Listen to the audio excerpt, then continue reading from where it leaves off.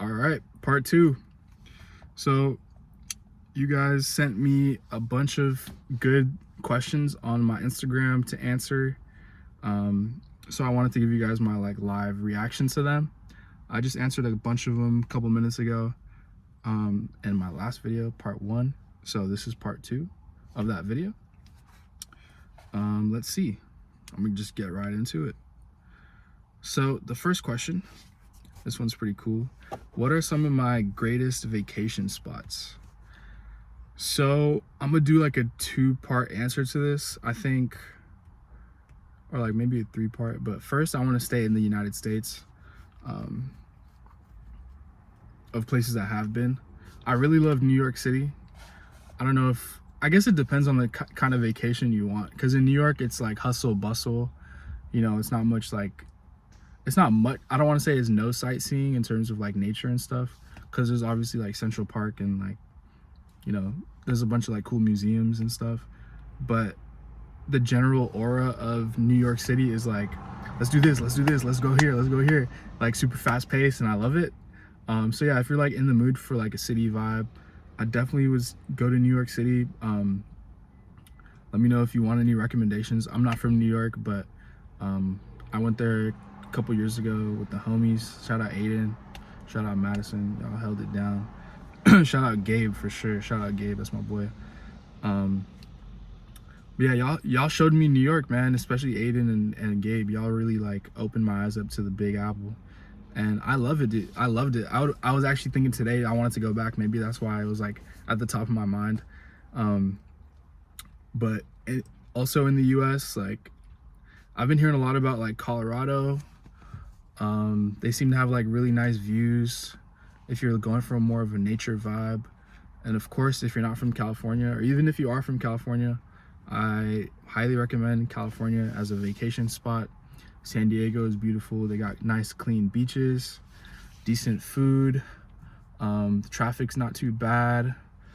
San Francisco's cool if you want to like chill out for a bit. Also like more of a city vibe, but there is like a laid back aspect to it at the same time, just kind of depending on the neighborhood you're in. And yeah, like obviously, like if you're traveling within the US, I feel like you'll have a better idea of where you want to go and how you want to plan that vacation.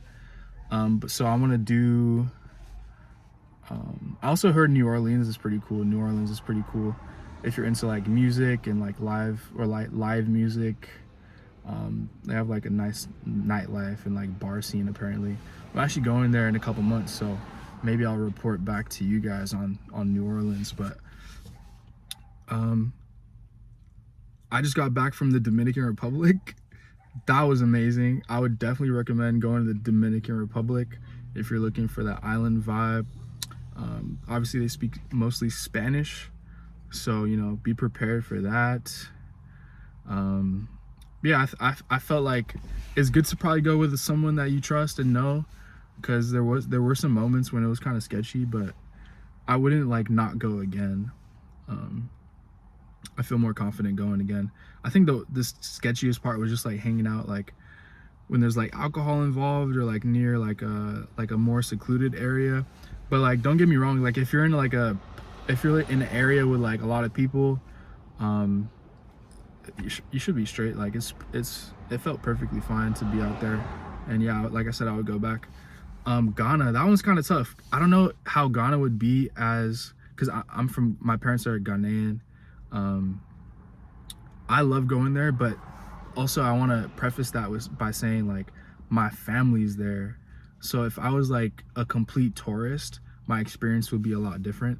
And it's kind of hard to get up and just go to Africa for your first time, especially if it's by yourself and don't know anyone.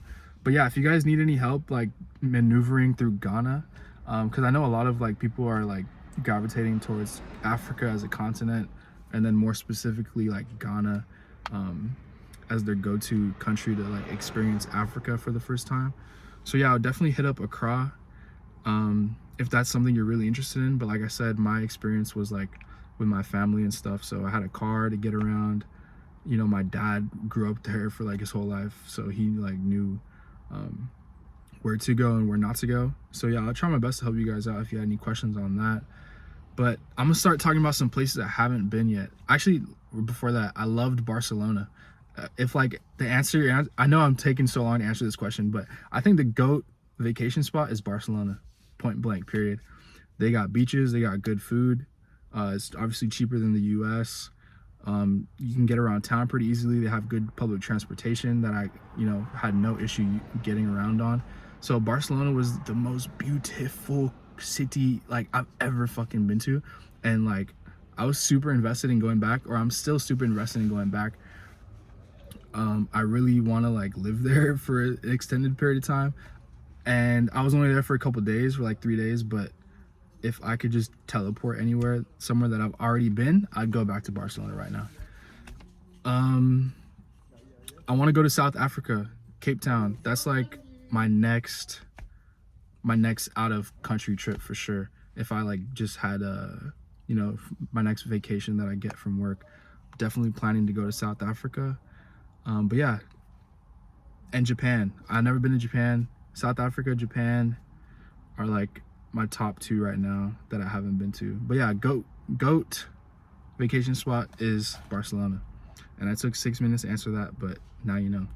So next, Wasim, if I could have one superpower, what would it be? This one's easy. I would be able to teleport, because like I keep saying, I love traveling.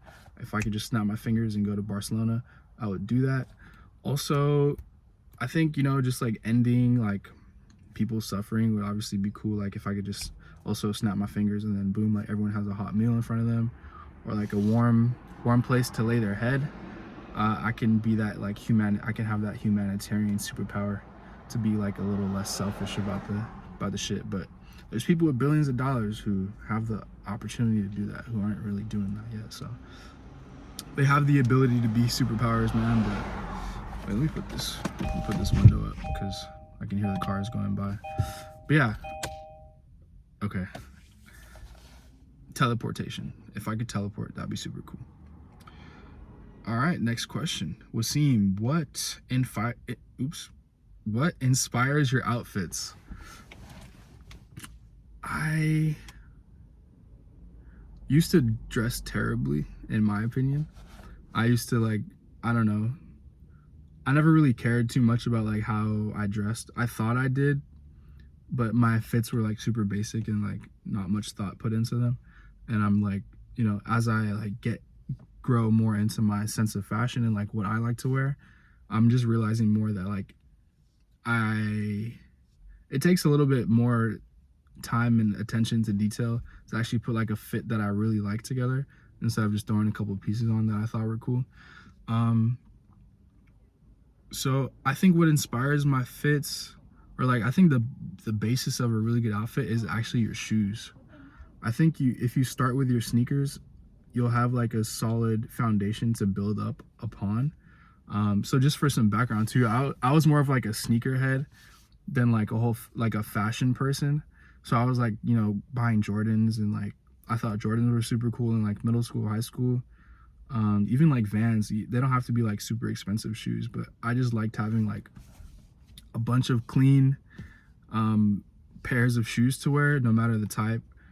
So I think that's where my whole like inspiration for fashion and like the outfits I put together, I think that's where it started. So I think that's a good basis to any good outfit, is like a nice pair of shoes. But yeah, man, I think like also the homie Isam, like he inspired my fashion, you could say, in terms of like actually like paying more attention, because I don't think we don't dress the same, but you could tell like when you look at his fits, like he actually spent time thinking about his pieces and like how they would look together, and putting all that shit together, down to like the accessories and the sneakers and all that, and the bags and whatnot.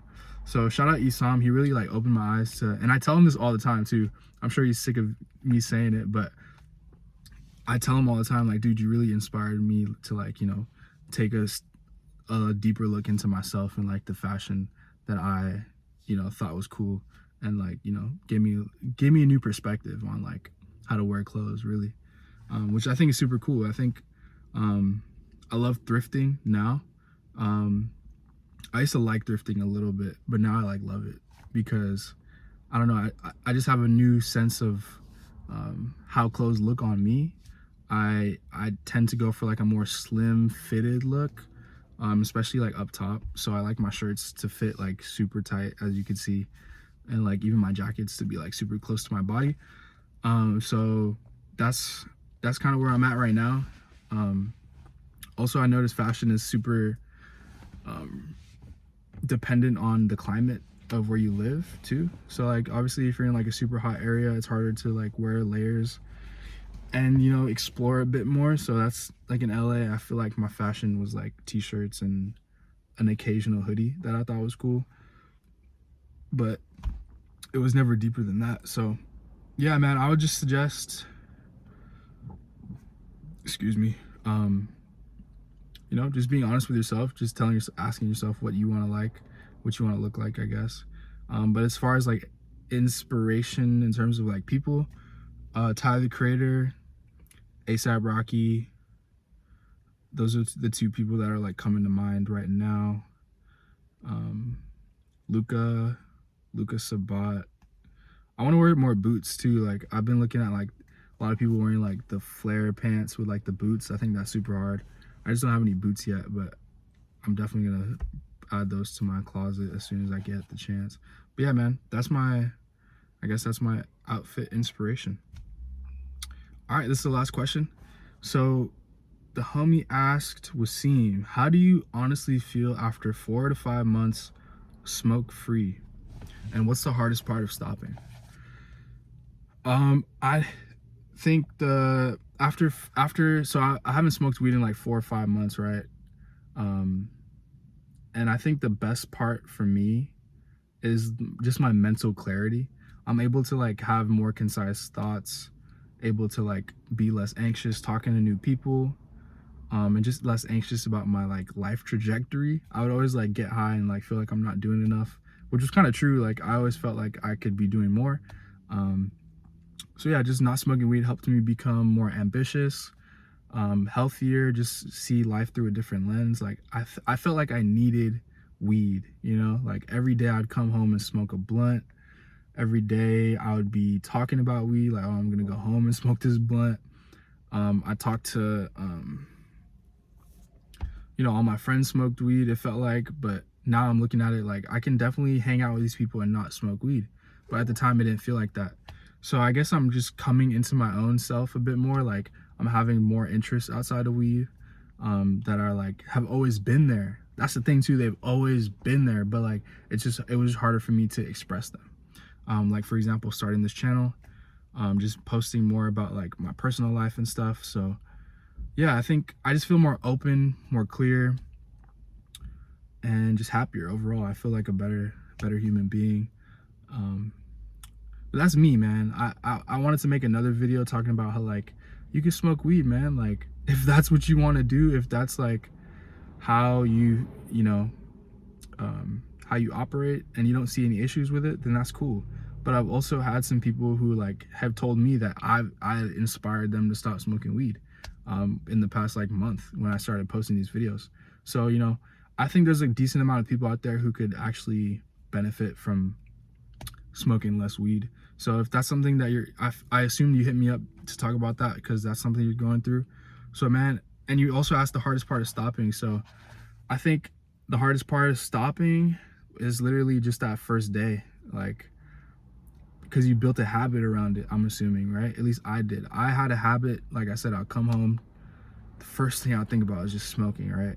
And I think if you can delay that for as long as possible, like go take a shower first, go make some food first, go for a walk first. If you can do those things, go like call your parents or like call a friend, you know? Those actions will help you like delay the process of you getting to rolling that blunt. And then you might realize like, hey, I don't really need this at this moment, right? So I think just starting slow like that is probably the best way. Another thing was just like me feeling like I needed it. So I was like just attached to this thought that like, oh, if I don't smoke, then like who am I? What am I really? Who am I? Because I built my like personality and like my habits around this. So I think that was the hardest part of stopping, man. Just that first day. It depends where you're at. Like if you're in a stage where like you know you need to stop, then it's a bit easier.